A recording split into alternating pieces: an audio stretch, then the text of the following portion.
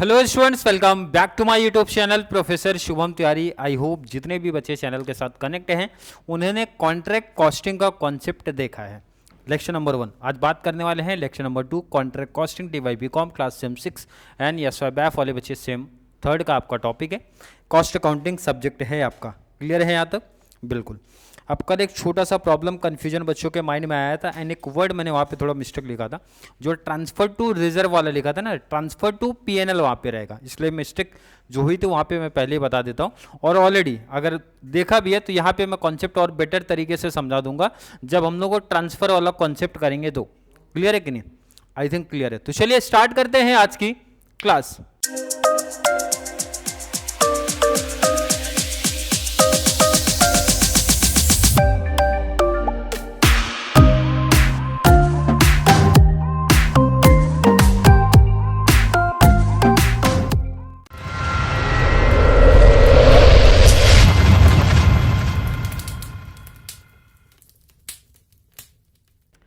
ध्यान रखना, स्टार्टिंग है बेस से लेके चलेंगे तभी ये कॉन्सेप्ट आपको इजी समझेगा। जो बच्चों की डिमांड थी सर कॉन्ट्रैक्ट कॉन्ट्रैक्ट कॉन्ट्रैक्ट, इसका रीजन यही होता है बच्चे का कि बेसिक नहीं क्लियर है भाई। स्टेप बाय स्टेप आप नहीं गए हो, सीधा एडवांस लेवल के सम अगर आप पिक करोगे तो प्रॉब्लम क्रिएट होना बनता है। चाहे आप कॉन्ट्रैक्ट की बात करो, चाहे आप प्रोसेस कॉस्टिंग की बात करो। तो मेरा काम है सिस्टमेटिक जाना भाई।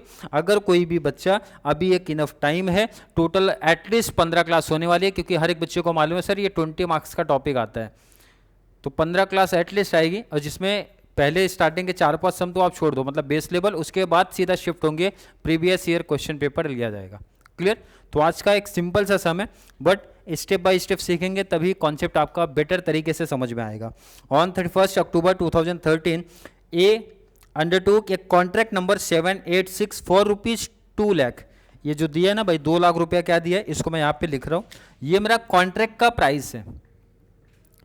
जब कोई भी कॉन्ट्रैक्ट लिया जाता है तो इसका प्राइस दे के रखा है, कितना दिया है, ₹2 लाख। किसी को डाउट नहीं? इसको आप साइड में समझने के लिए लिख लो। अब डिटेल्स आगे दे के रखा है, जरा देखो यहाँ पे डिटेल है। वर्क सर्टिफाइड कितना हुआ है, 40,000। वर्क सर्टिफाइड कितना हुआ है, 40,000। वेजेस पेड हुआ है, मटेरियल सप्लाइड हुआ है, अदर एक्सपेंस हुआ, प्लांट सप्लाइड ऑन 1/10/13 है, अनसर्टिफाइड है, मटेरियल अनयूज्ड है, wages due but not paid है। लास्ट लाइन बहुत बता रही है, provide 10% appreciation on plant. Clear है कि नहीं है? बिल्कुल सर, कोई डाउट कोई कंफ्यूजन नहीं। सुनो, अगर सिंबल्स आप समझ के आए हो भाई, कॉन्ट्रैक्ट अकाउंट जो हमारा होता है भाई, नॉमिनल अकाउंट का रूल फॉलो करता है। नॉमिनल अकाउंट का मतलब debit all expenses and losses, credit all income and gain की बात करता है। यही है कि नहीं? जब आप एक कॉन्ट्रैक्ट लेते हो तो बेसिक खर्चे की बात कर लो। क्या खर्चा आता है सर? मटेरियल का खर्चा आएगा, लेबर का खर्चा आएगा एंड अदर एक्सपेंसेस के खर्चे आएंगे। क्लियर है कि नहीं? और मैंने एक लास्ट क्लास में बताया कि क्रेडिट में इनकम का सोर्स यहाँ पे क्या है, तो यहाँ पे आप सेल तो कर नहीं रहे हो, मतलब WIP का कॉन्सेप्ट आएगा। क्या है, मैं यहाँ पे लिख रहा हूँ। क्रेडिट की जब बात करते हैं, वर्क इन प्रोग्रेस। क्लियर है? अंडरलाइन करना। इसमें 2 लोग आते हैं, एक तो वर्क सर्टिफाइड, एक तो हमारा वर्क कितना सर्टिफाइड हुआ है, एंड सेकेंड हमारा होता है भाई वर्क अनसर्टिफाइड। कितना काम मेरा सर्टिफाइड हो गया, कितना अनसर्टिफाइड है। क्लियर है कि नहीं? क्लियर। अब चलिए डिटेल पढ़ना मैं एक एक स्टार्ट करता हूं। सबसे पहला ही आइटम मिल गया, वर्क सर्टिफाइड हुआ है 40,000 का। सर्टिफाइड का मतलब मैंने सिखाया आपको। वर्क सर्टिफाइड का क्या मतलब होता है भाई, जब मैंने कल के एग्जांपल में क्या रखा था भाई, फर्स्ट फ्लोर मैंने रेडी कर लिया तो सामने वाले को बताता हूँ सर आपका फर्स्ट फ्लोर मीन्स 10% आपका रेडी हो गया। अगर वो सर्टिफाइड कर देता है तो उसको हम लोग बोलते हैं वर्क सर्टिफाइड, मतलब इतना काम मैंने कंप्लीट किया और सामने वाले ने उसको सर्टिफाइड भी कर दिया। तो कितने का किया सर, 40,000 का। तो मैंने यहाँ पे देखो ना, सर्टिफाइड के सामने कितना लिखा भाई, 40,000। क्लियर? आगे का डिटेल पढ़ते। वेजेस पेड हुआ है, वेजेस पेड कितना, 15,000। तो वेजेस पेड क्या, तो सर हमारा एक्सपेंसेस है, तो मैं यहां पे लिखूंगा टू वेजेस। क्लियर है कि नहीं? मटेरियल एंड लेबर के लिए मैंने वहां पे खाली नंबर रखा है। वेजेस पेड कितना देके रखा है, 15,000। इनर में रख रहा हूं, क्यों इनर में पता है क्या, लास्ट देखो ना एक लाइन वेजेस से रिलेट करके लिखा है, wages due but not paid है। वेजेस बाकी है बट अभी पे नहीं किया, तो अकाउंट्स का रूल क्या बोलता है भाई, अगर आपका आउटस्टैंडिंग, इट मीन्स आउटस्टैंडिंग है, आउटस्टैंडिंग है तो आउटस्टैंडिंग क्या होता है, ऐड होता है, ऐड कर दो, कितना आउटस्टैंडिंग 600, तो टोटल कितना हो गया 15,600। इसका मतलब अगर वेजेस हमारा ड्यू होता है, वेजेस हमारा बाकी होता है तो क्या करते हैं सर, आउटस्टैंडिंग, आउटस्टैंडिंग का एंट्री तो हम लोग पहले से पढ़ते आए हैं, जो भी हमारा एक्सपेंसेस होता है वहां पे आप ऐड कर दो, तो मैंने वेजेस का बाकी था तो वेजेस में ऐड करके बाहर कर दिया अमाउंट। क्लियर है क्या। मटेरियल सप्लाई कितना हुआ है भाई, सबसे बड़ा खर्चा हमारा आ गया मटेरियल, टू मटेरियल, कितने का मटेरियल लगा, तो क्लियर क्वेश्चन मेंशन कर रहा है 20,000 का मटेरियल है, 20,000 का। क्लियर है क्या, एक एक खर्चे को, एक एक चीज़ों को, एक एक कॉन्सेप्ट को आपको बेटर तरीके से समझना है, तभी ये कॉन्सेप्ट आपका बेटर समझ में आएगा। सर डेबिट में क्यों है, सर क्रेडिट में क्यों है, सर ऐड क्यों हो रहा है, हर एक कॉन्सेप्ट में रिपीट कर रहा हूँ और बताते हुए चल रहा हूँ। अदर एक्सपेंसेस है तो मैं यहाँ पे लिख रहा हूँ भाई अदर एक्सपेंसेस,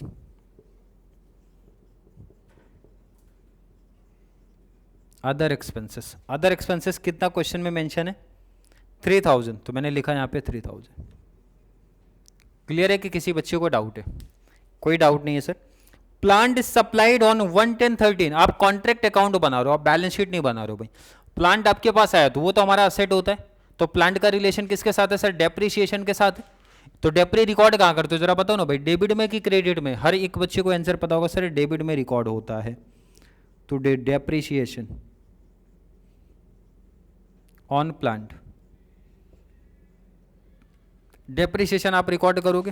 क्लियर है, कितना डेप्री, अगर मैं बात करूं प्लांट आया कब है 1/10/13 को आया, कितने का 20,000 का, लास्ट में मेंशन है 10% का डेप्री है, तो मैं यहां पे लिख रहा हूं जरा देखो ना भाई 20,000 इंटू 10% का डेप्री है इंटू आया कब है प्लांट, जरा समझो वहां पे 1/10/13 को है, मंथ काउंट करेंगे टोटल, तो 1/10 मतलब अक्टूबर का डेट आ गया तो 6 महीना आता है, कितना मंथ आता है 6 मंथ, कैलकुलेशन करेंगे तो कितना आ जाएगा, कैलकुलेशन कितना आ रहा है, काउंट करो थोड़ा फास्ट, 1,000 आ रहा है क्या जरा देखो,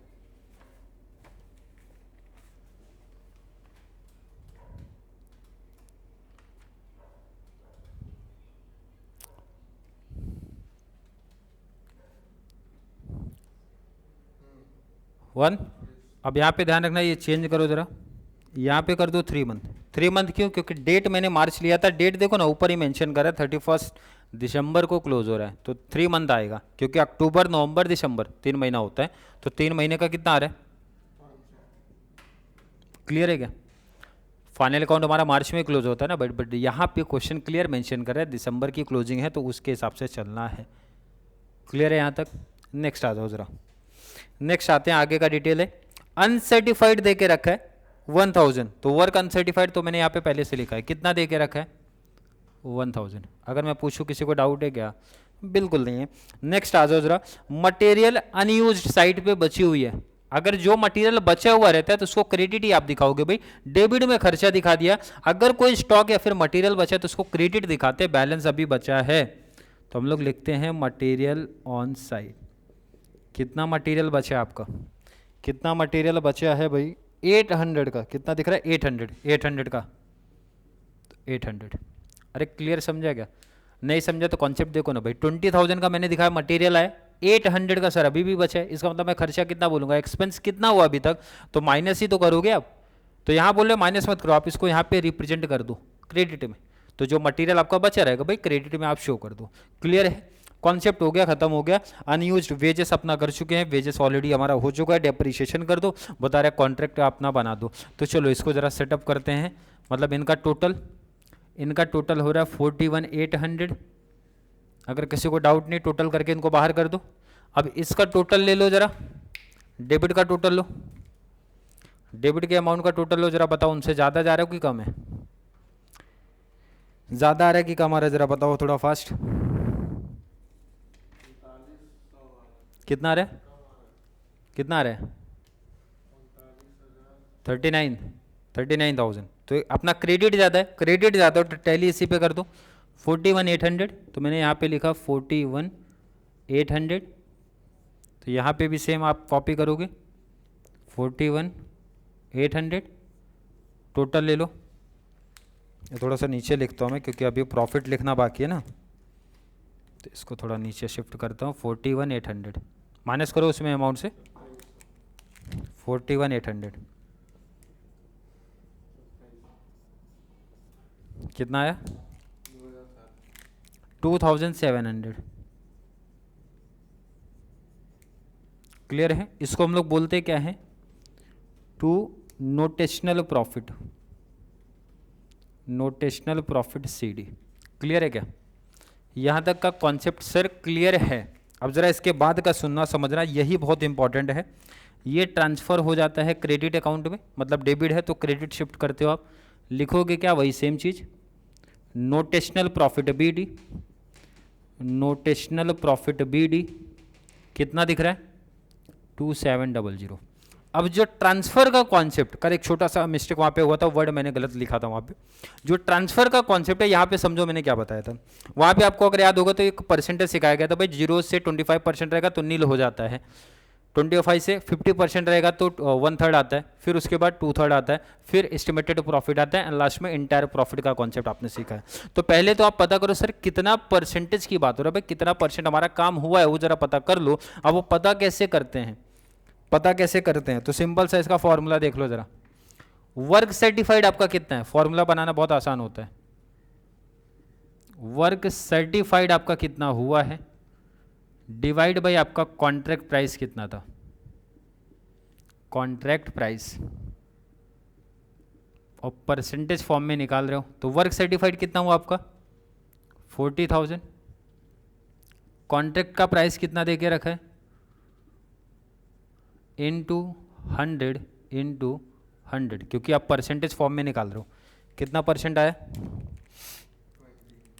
20%, 20% आया। तो आपको सिखाया क्या गया है 0 से 25% के अंदर अगर आप हो तो नील लिखा था, मतलब पीएनएल अकाउंट में ट्रांसफर नहीं करोगे आप, पीएनएल अकाउंट वहां पे मैंने रिजर्व लिख दिया था वो चेंज आप कर लेना। प्रॉफिट एंड लॉस अकाउंट में आप ट्रांसफर नहीं करोगे, इसका मतलब ये जो पूरा प्रॉफिट दिख रहा है मींस नोटेशनल प्रॉफिट दिख रहा है, ये पूरा ट्रांसफर कहां पे हो जाएगा WIP रिजर्व में, मतलब डेबिट में आप लिखोगे टू WIP रिजर्व। क्लियर है कि नहीं? कितना पूरा कंप्लीट अमाउंट। क्यों कंप्लीट अमाउंट? क्योंकि देखो ना परसेंटेज जरा देखो ना कितना है भाई 20%, तो मैंने क्या सिखाया 0 से 25 के अंदर रहोगे तो आपको पूरा ट्रांसफ़र करना पड़ेगा। इसका मतलब है ये 27 पे टैली और ये आपका 27 पे टैली। क्लियर? टैली हो गया। यही कॉन्सेप्ट आपका इंपॉर्टेंट था, ये समझना। पहले तो ये आपको ये परसेंट निकालना पड़ेगा, परसेंट अगर निकाल लिया तो जो आपने रूल वहाँ पे लिखा था रिजर्व को हटा के पीएनएल कर देना, बाकी का कॉन्सेप्ट हमारा सेम ही है, कोई चेंज नहीं है भाई। इसको ट्रांसफर आपको इधर करना है, जो डिफरेंस है परसेंट के हिसाब से डिसाइड होगा कितना ये ट्रांसफर होगा या फिर कितना ट्रांसफर नहीं होगा, यहीं से आंसर मिल जाएगा। क्लियर है? नोट कर लो पहले आप इसको आपको नोट करना है।